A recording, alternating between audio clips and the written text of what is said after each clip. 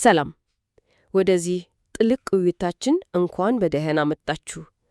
ዛሬ የምንመረምረው ጽሑፍ እጅግ በጣም የሚገርም ነው። አንድን ጥንታዊ ባህል የእስራኤላውያንን የጋብቻ ሥርዓት ወስዶ እንዴት ወደ አንድ ግዙፍ ስነ መለኮታዊ ታሪክ እንደሚቀይረው እናያለን። አዎ ልክ ነው። በመሰረቱ ጽሑፉ የሚለው ነገር የሰው ልጅ ታሪክ በሙሉ አንድ ትልቅ መለኮታዊ የፍቅር ታሪክ ነው የሚል ሐሳብ ነው የሚያቀርበው። ሙሽራና ሙሽሪት። አዎ ሙሽራ አለ፣ ሙሽሪት አለች፣ እና ደግሞ ወደፊት የሚጠብቅ አንድ ታላቅ የሰርግ ቀን አለ። በጣም አስገራሚ መነሻ ሐሳብ ነው። እናም የዛሬው ዓላማችንም ይህንን ትልቅ ምሳሌያዊ ትርጓሜ ደረጃ በደረጃ እየፈታን መመርመር ነው። እንግዲያው እስኪ እንጀምር። ውይይቱን የምንጀምረው ከመሰረቱ ነው። ይኸውም በእስራኤል ባህል ውስጥ እጩነት ከሚባለው ስርዓት። ይሄ ከዛሬው የተቻቹት ጊዜ ይለያያል አይደል? በጣም የተለየ ነው። ጽሑፉ የሚያጎላው የመጀመሪያው ነጥብ ይሄንን ነው። በእስራኤል ባህል ጋብቻ ሁለት ዋና ዋና ደረጃዎች አሉት፣ እጩነት እና የሰርግ ስነ ስርዓት። እሺ።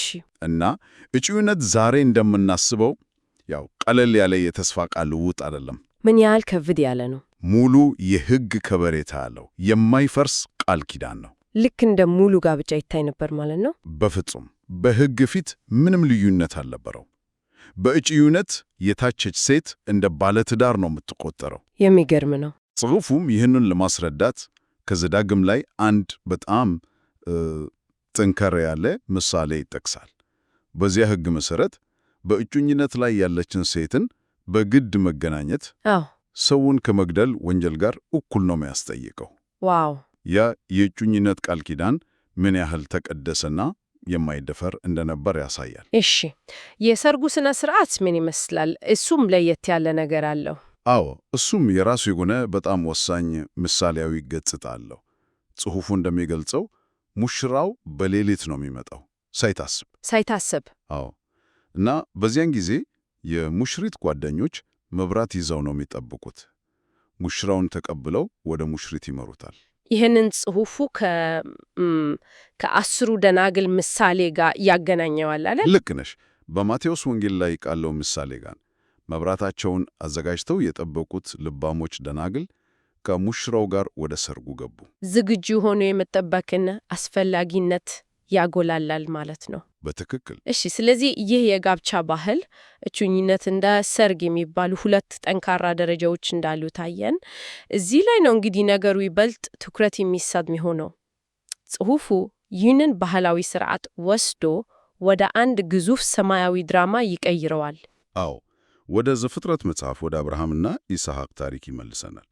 ጽሑፉ እንደሚለው ይህ በምድር ላይ የሚፈጸም ድርጊት ብቻ ሳይሆን በዘፍጥረት ውስጥ የተቀመጠው የሰማያዊ ንድፍ ነጸብራቅ ነው። እንዴት ማለት?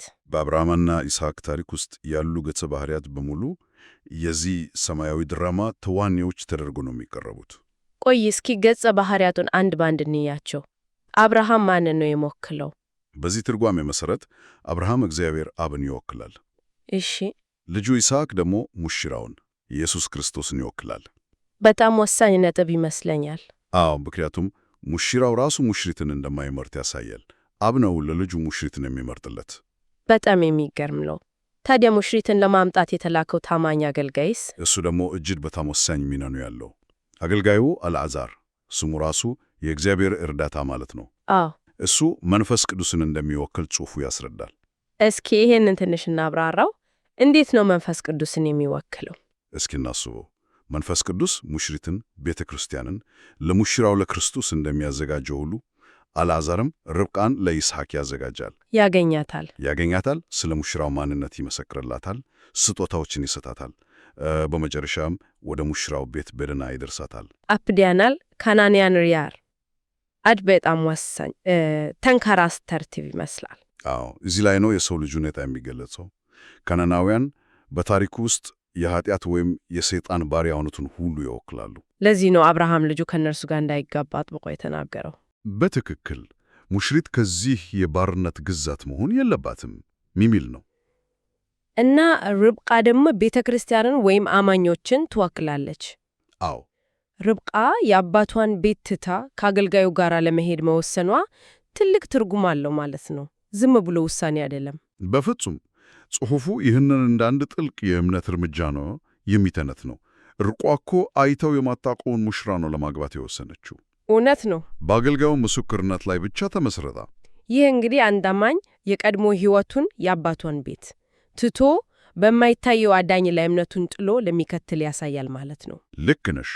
ከታወቀውና ከተለመደው ዓለም ወጥቶ በእምነት ወደማይታወቅ ጉዞ መጀመር።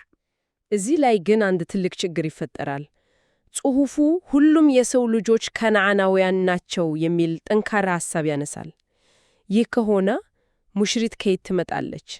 ሁሉም በተሳሳተ ቤተሰብ ውስጥ ከተወለደ መፍትሄው ምንድን ነው? በጣም ጥሩ ጥያቄ ነው።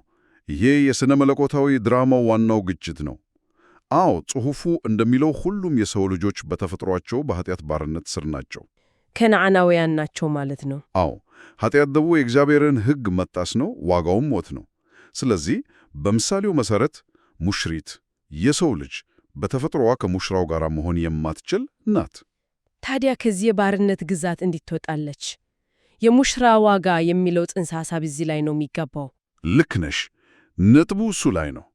ልክ በጥንት ባህል ለሙሽሪት ቤተሰቦች ዋጋ እንደሚከፈል ሁሉ ጽሑፉ ይህንን ወደ ስነ መለኮታዊ ትርጉም ይወስደዋል። እሺ፣ ሙሽራዋ የኃጢአት ባሪያ ስለሆነች ከዚህ ባርነት ነፃ የምትወጣበት ዋጋ መከፈል አለበት።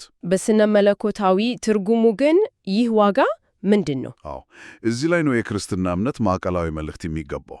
ኢየሱስ ክርስቶስ ሙሽራው የኃጢአትን ዋጋ በራሱ ደም ለአብ እንደከፈለ ጽሑፉ ያስረዳል። በደሙ? አዎ፣ በደሙ አማኞችን ገዝቷቸዋል፣ ከኃጢአት ባርነት ነፃ ወጥቷቸዋል። ስለዚህ ቤዛነት ማለት የባርነት ዋጋ መክፈል ነው ማለት ነው። በትክክል።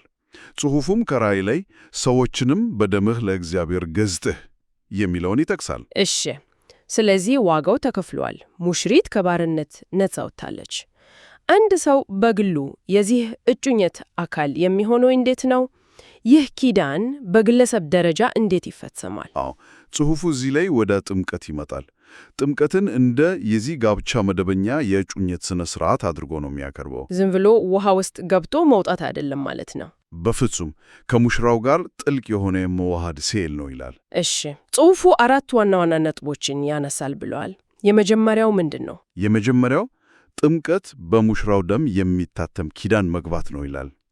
ልክ በእጩኘት ጊዜ ቤተሰቦች ቃል ኪዳን እንደሚጋቡ ሁሉ አማኙም በክርስቶስ ደም ዋጋነት ከእግዚአብሔር ጋር ኪዳን ይገባል። ግንኙነቱን በሕግ ፊት ያጸናዋል ማለት ነው። አዎ። ሁለተኛውስ? ሁለተኛው ከሙሽራው ሞት ጋር መተባበር የሚለው ነው። ይህ ሐሳብ በጣም ከበድ ይላል። አዎ፣ ጥልቅ ሐሳብ ነው። ጥምቀት ለአሮጌው ማንነት ምሳሌያዊ የቀብር ሥነ ሥርዓት ነው ይላል። የከነዓናዊው ማንነት፣ የኃጢአት ባሪያ የነበረው ማንነት ከክርስቶስ ጋር ይሞትና ይቀበራል። ስለዚህ ጥምቀት የሞት ምስክር ወረቀት ነው ማለት ነው፣ የአሮጌው ሕይወት ማብቃቱን የሚያሳይ። ልክ ነው። ይህም ከርብቃ ታሪክ ጋር ይገናኛል። አዎ፣ የአባትን ቤት መተው የሚለው ሐሳብ እዚህ ላይ ነው የመጣው። በትክክል ያ ሦስተኛው ነጥብ ነው። ርብቃ የአባቷን ቤት እንደተወች ሁሉ ጥምቀትም ኃጢአትና ዓለምን ትቶ ሙሉ በሙሉ ለሙሽራው መሆንን ያሳያል። የድሮ ማንነትን መካድ ነው። አዎ። እና አራተኛውና የመጨረሻው ነጥብ ደግሞ የዚህ ሁሉ ውጤት ነው። አንድ መንፈስ መሆን፣ ከጌታ ጋር የሚተባበር አንድ መንፈስ ይሆናል ይላል። ስለዚህ ጥምቀት እኔ ሞቼ ሙሽራው በእኔ እንዲኖር ማድረግ ነው የሚል ጠንካራ መልእክት አለው። እጩነቱ የሚጻናው በዚህ ጥልቁ ውህደት ነው። እንግዲያው ይህ የእጩኝነት ጊዜ ማለት አማኞች በምድር ላይ የሚኖሩበት ዘመን ነው ማለት እንችላለን። ዋጋው ተከፍሏል፣ ኪዳኑ ገብቷል፣ ግን ሰርጉ ገና አልተፈጸመም። ልክ ነሽ። ስለዚህ ይህ የእጩኝነት ጊዜ ካለቀ በኋላ ስለሚመጣው ትልቁ የሰርግ ሥነ ሥርዓት ጽሑፉ ምን ይላል? ይህንን በቀጥታ ከዳግም ምጽአት ጋር ነው የሚያገናኘው። የሰርጉ ቀን የክርስቶስ ዳግም ምጽአት ነው። ጽሑፉ እንደሚለው ሙሽራው ክርስቶስ በእኩለ ሌሊት ይመጣል።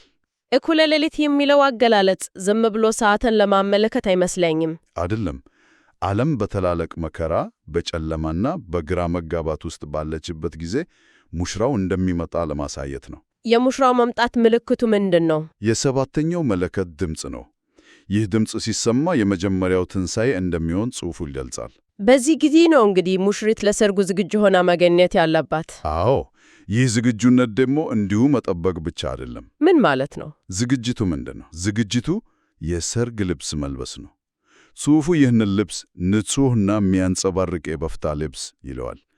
ይህም የቅዱሳን የጽድቅ ሥራ ነው በማለት ከራእይ ይጠቅሳል። ይሄ ማለት ሙሽሪት የሰርግ ልብሷን በምድር ላይ በምትኖርበት ጊዜ በምትሰራው መልካም ሥራው ነው የምትሰፋው ማለት ነው። በትክክል።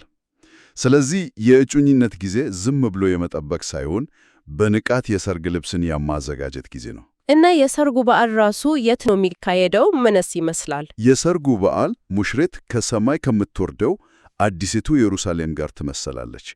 ይህ የመጨረሻው የድልና የንግሥና መጀመሪያ ነው። ሙሽሪት ከመጀመሪያው አዳም የጣፋውን የመግዛት ሥልጣን ከሙሽራው ጋር በመሆን ለ1000 ዓመት በመግዛት ታስመልሳለች። አዎ። ስለዚህ ሰርጉ የፍቅር ታሪኩ መጨረሻ ብቻ ሳይሆን የአዲስ ንግሥናና ሥልጣን መጀመሪያም ነው። በአጠቃላይ ስናየው ጽሑፉ ከአንድ ቀላል የጋብቻ ባህል ተነስቶ እጅግ ሰፊ የሆነ የፍጥረት፣ የውድቀት፣ የቤዛነት እና የመጨረሻውን የድል ታሪክ ነው የሚተርከው። ልክ ነሽ። ከአብርሃም እስከ አዲሲቱ ኢየሩሳሌም ድረስ ያለው የሰው ልጅ ጉዞ በሙሉ በሙሽራና ሙሽሪት ግንኙነት ውስጥ ተጠቃልሏል። በእውነት በጣም አስደናቂ ትንታኔ ነው። አዎ፣ ይህንን ከትልቁ ምስል ጋር ስናገናኘው ጽሑፉ የሚያስተላልፈው ዋና መልእክት የሰው ልጅ ታሪክም ሆነ የግለሰብ እምነት ጉዞ መጨረሻው ታላቅ ሰርግ የሆነው መለኮታዊ የፍቅር ታሪክ አካል ነው የሚል ነው። ይህ ደግሞ ለማሰላሰል ወደሚጋብዝ አንድ የመጨረሻ ሐሳብ ይወስደናል። ጽሑፉ ሙሽሪትን ከሚገልጽባቸው መንገዶች መካከል ሰማዕት ምስክሮች እና አሸናፊዎች የሚሉ ይገኙበታል። እውነት ነው። የሰርጉ ልብስም የጽድቅ ሥራ ነው። አዎ። ይሄ የሚያሳየው በዚህ ምሳሌያዊ ማዕከል ውስጥ ሙሽሪት መሆን ዝም ብለው ማዕረግ መቀበል ብቻ እንዳልሆነ ነው። በፍጹም። ለሰርጉ ቀን ብቁ ለመሆን ጥልቅ የሆነ ራስን መወሰን፣ ንቁ ዝግጅት እና እስከ መጨረሻው መጽናት እንደሚያስፈልግ ይጠቁማል። ልክ ነው። ይህ ግንኙነት በስሜት ላይ ብቻ የተመሰረተ ሳይሆን እስከ ሞት ድረስ በሚደርስ ጽናትና ታማኝነት የሚገለጽ የፍቅር ቃል ኪዳን እንደሆነ ያሳያል። በቀጣይ ሊታየን የሚገባው ነጥብ ነው።